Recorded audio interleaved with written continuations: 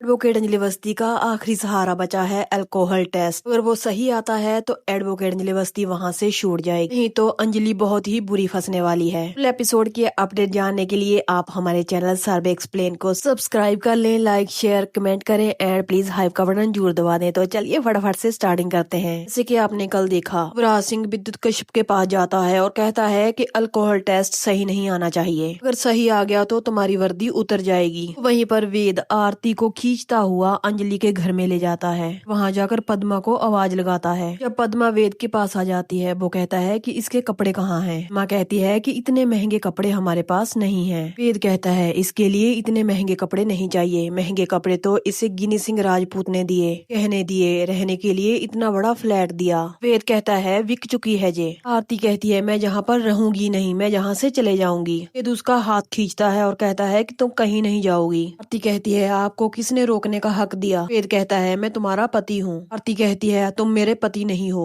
आपका तो दूसरी लड़की के साथ नाजायज संबंध है। वेद कहता है मेरा किसी के साथ भी कोई संबंध नहीं है, इसके साथ संबंध है वो हो तुम। वेद आरती को कहता है तुम मेरे साथ चलो, तुम्हारे कपड़े बदलवाने हैं। आरती कहती है मैं कोई बच्ची नहीं हूँ। वेद कहता है हाँ तुम बच्ची ही हो। वो खींचता हुआ अंदर ले जाता है और पद्मा उसे रोकती है। वेद पद्मा को कहता है आप चिंता मत कीजिए, लातों के भूत बातों से नहीं मानते। आरती वेद को कहती है तुम मुझे टच नहीं करोगे। कहता है मैं तुम्हारा पति हूँ, मेरी तुम्हारे साथ शादी हुई है, सिंदूर डाला है, तुम तो ऐसे बोल रही हो जैसे हमारे बीच कभी कोई प्यार है ही नहीं था। आरती चिल्लाने लग जाती है। पद्मा दरवाजा खटखटाती है और कहती है कि वेद ऐसा मत करो। अगले ही पल हम देखते हैं आरती कपड़े बदलकर बाहर आ जाती है। पद्मा उसे देखकर हैरान हो जाती है। पद्मा आरती को कहती है तुम ठीक हो ना। आरती कहती है देखो मुझे जे कपड़े पहना दिए। पद्मा कहती है जे भी तो अधिकार है ना उनका। आरती गुस्सा हो जाती है और कहती है जे क्या अधिकार अधिकार लगा रखा है आपने। माँ कहती है वो पति है तुम्हारे। आरती कहती है ऐसा पति, इसको तो मैं छोड़ूंगी नहीं। आरती वेद की तरफ जाती है मगर वेद को गुस्सा आता है। वो उसे उठाता है और सीधा किचन में ले जाता है और कहता है चलो आरती यहाँ पर खाना बनाओ। आरती कहती है किसके लिए। वेद कहता है अपनी माँ के लिए, क्योंकि तुम्हारी तो वहाँ दावतें चल रही थी।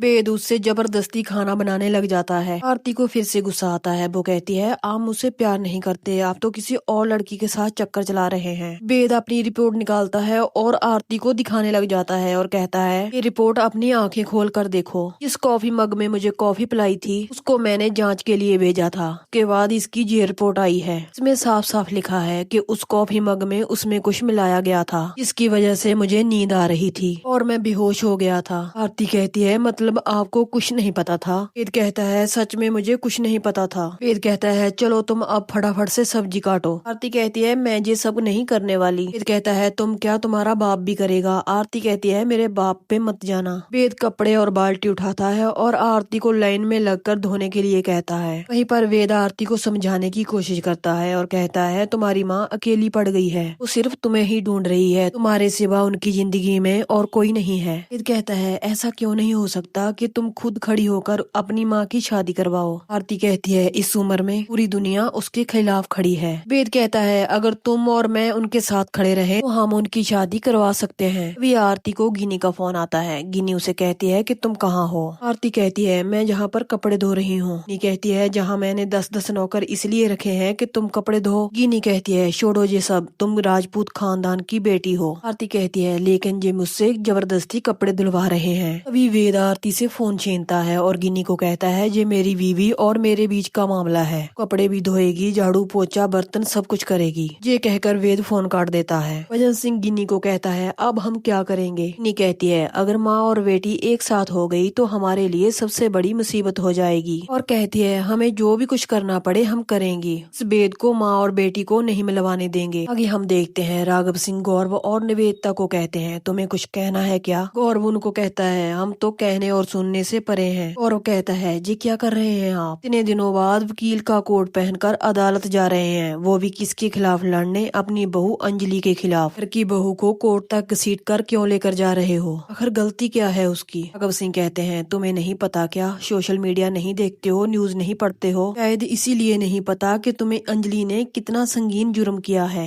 लड़कियों का चालान करती है वो, उसी के चलते उसने मेरी बेटी महक का भी चालान कर दिया। राघव सिंह रोने लग जाते हैं। वो कहते हैं कि पता नहीं मेरी बेटी कहाँ होगी। राघव सिंह कहते हैं मैं जज साहब से उसे मृत्यु दंड की सजा की मांग करूंगा। ये केस राघव सिंह राजपूत की जिंदगी का सबसे बड़ा केस होने वाला है। वेदिता कहती है नहीं भैया, आपसे गलती हुई है, आपको इस बात पर यकीन है? भगत सिंह कहते हैं मैं यकीन नहीं करता, अगर मैं ये सब अपनी आंखों से नहीं देखता।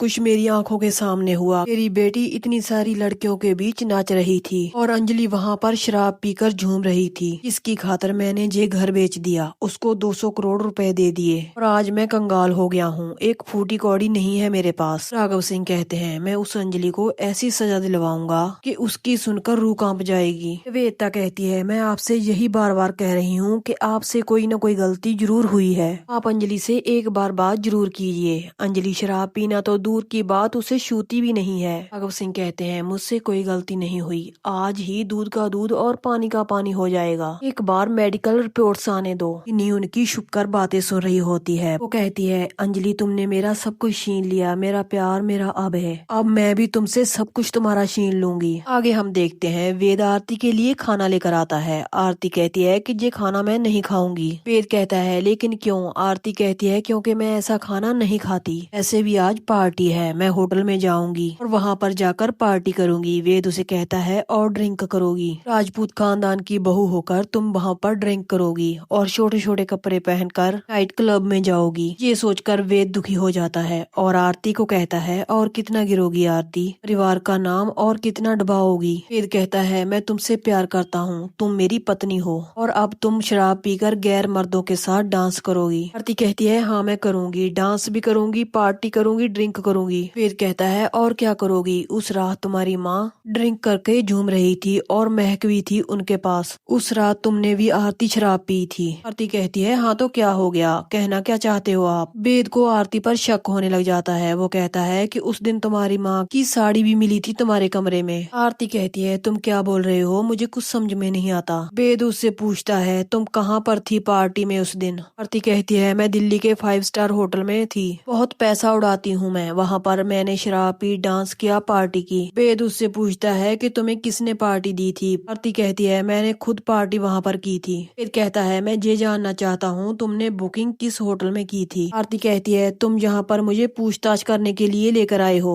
मिस्टर वेद राजवंशी, आप तो आस्तीन का सांप निकले। वेद कहता है मैं जो तुमसे पूछ रहा हूँ उसका जवाब दो, मगर आरती उसका कोई जवाब सीधे से नहीं देती और वेद के हाथ में जो खाना होता है वो नीचे फेंक देती है। आरती यही बस नहीं करती और वेद के जोरदार चांटा टिका देती है। वो कहती है जाइए जहाँ से, आप जैसों को तो मैं घर में नौकर नहीं रखती, आपको पता भी है मेरे अकाउंट में कितने पैसे हैं। वेद उसे कहता है कौन देता है तुम्हें इतने पैसे? वेद आरती से जबरदस्ती करता है और पूछने की कोशिश करता है। तभी वहाँ पर भजन सिंह आता है। वो कहता है कि छोड़ दो इसे, वरना तुम पर डोमेस्टिक वायलेंस का केस हो जाएगा। यहीं पर इस एपिसोड का एंड हो जाता है। आगे के एपिसोड की इंटरेस्टिंग स्टोरी जानने के लिए आप हमारे चैनल को सब्सक्राइब जरूर कर ले और वीडियो को लाइक शेयर कमेंट करें। मिलते हैं ऐसे ही नेक्स्ट एपिसोड की अपडेट के साथ।